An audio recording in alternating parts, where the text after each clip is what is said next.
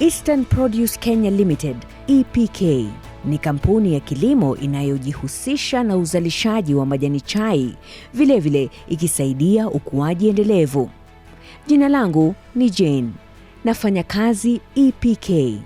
Iwapo unatafuta kazi kama mfanyikazi wa kawaida wa kuchuma majani chai, mhudumu wa viwanda, mfanyikazi wa kawaida na mlinzi, yafuatayo ndiyo mambo unayofaa kuyafahamu.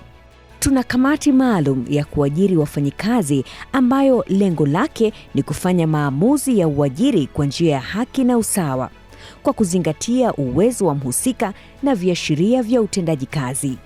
Kamati hii hujumuisha wanaume 3 na wanawake 3, wote waajiriwa wa EPK. Iwapo nafasi ya kazi itatokea, tangazo lake litaeleza vyema tarehe ya mahojiano na mahitaji ya kila nafasi ya kazi na kila hatua ya uajiri.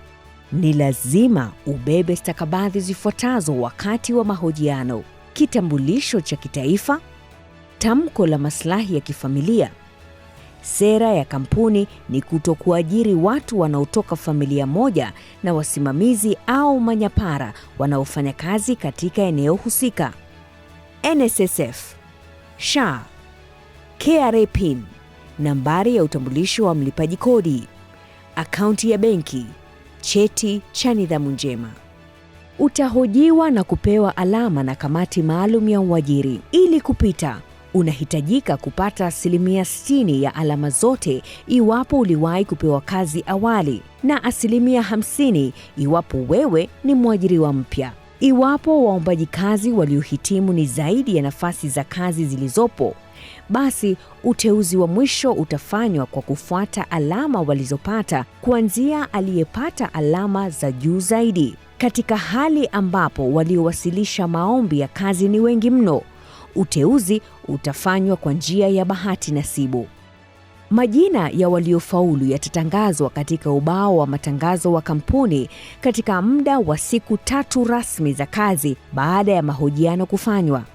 Waombaji kazi ambao walikuwa wamehitimu lakini hawakufanikiwa kuajiriwa watapewa kipaumbele wakati mwingine uajiri utakapofanywa.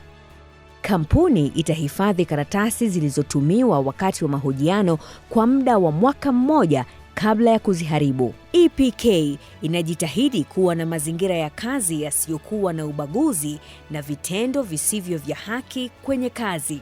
Iwapo unatafuta kazi EPK, haya hapa ni mambo unayofaa kuyafahamu.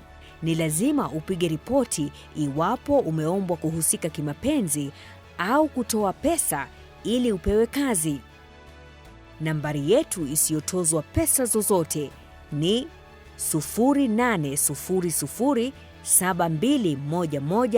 080072111815. Fuata utaratibu wa uajiri. Zijue haki zako.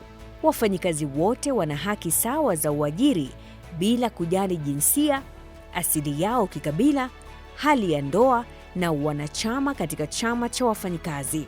Waombaji kazi wanaohisi kwamba utaratibu haukuwa wa haki au walibaguliwa wanahimizwa kuripoti kwa mfumo wa kushughulikia malalamiko wa kampuni Twegua Kasi, kumaanisha zungumza nami na sikiliza.